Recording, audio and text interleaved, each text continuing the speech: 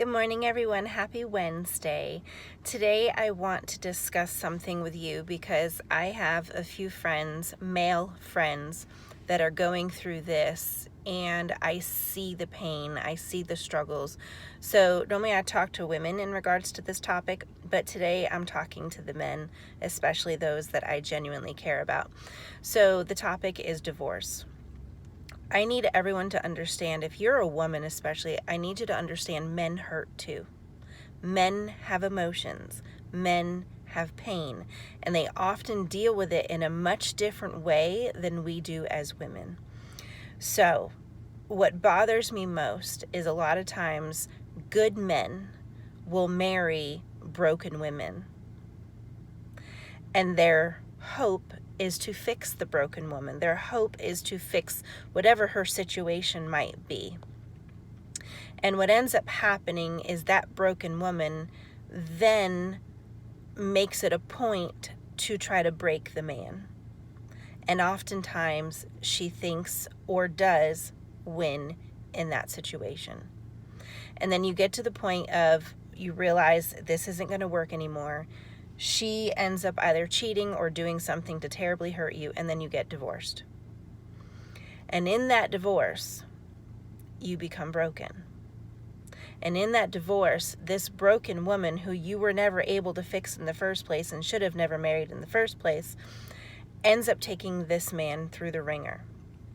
He might be a good father, and she'll take him to court for all things that she has no business taking him to court for in regards to those kids. They might own a home together, and instead of her doing the right thing, she tries to get all of his money and the house and whatever else. I actually was in a courtroom recently, just a couple months ago, here. And this woman, this bitter woman who was going through a divorce, had the nerve.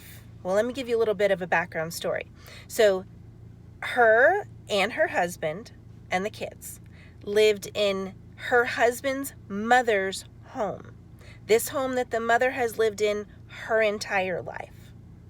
And the husband and the wife had just moved in, recently. I don't know how recent, but it wasn't like they were there their whole marriage. They had just moved in. And this bitter wife was in the courtroom and had the nerve to have her attorney request that they sell this house. This mother's house, not her house that she has with her husband. The husband's mother's house, and divide that in the divorce.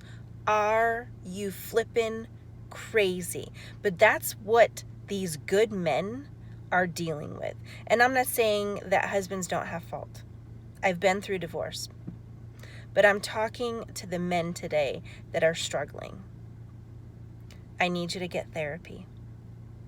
You don't have to tell the world that you're going to therapy, but I need you to get therapy, and I need you to deal with this baggage that you're now carrying. Don't just jump into another relationship without dealing with the hurt and the pain first. You've got to go through the healing process, because otherwise what's going to happen is a good woman is going to come along your way and you're going to shit all over her. I did it. After my divorce, I did it. I had a great guy I was dating, and he was punished for everything my ex-husband did.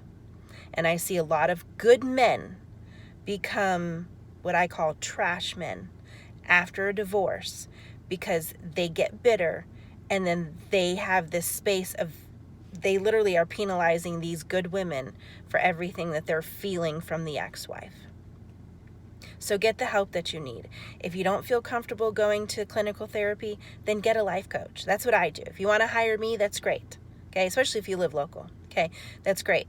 A life therapist and a life coach or a therapist is going to help you get through the pain and move forward. Okay?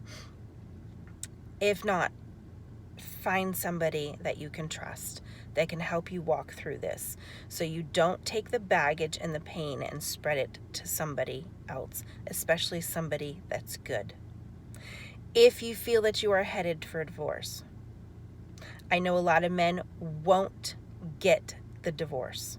They're afraid because they know the repercussions on the other side of what that woman could do to them, and they avoid doing that. Don't sit in a place where the woman is abusing you. Don't do it.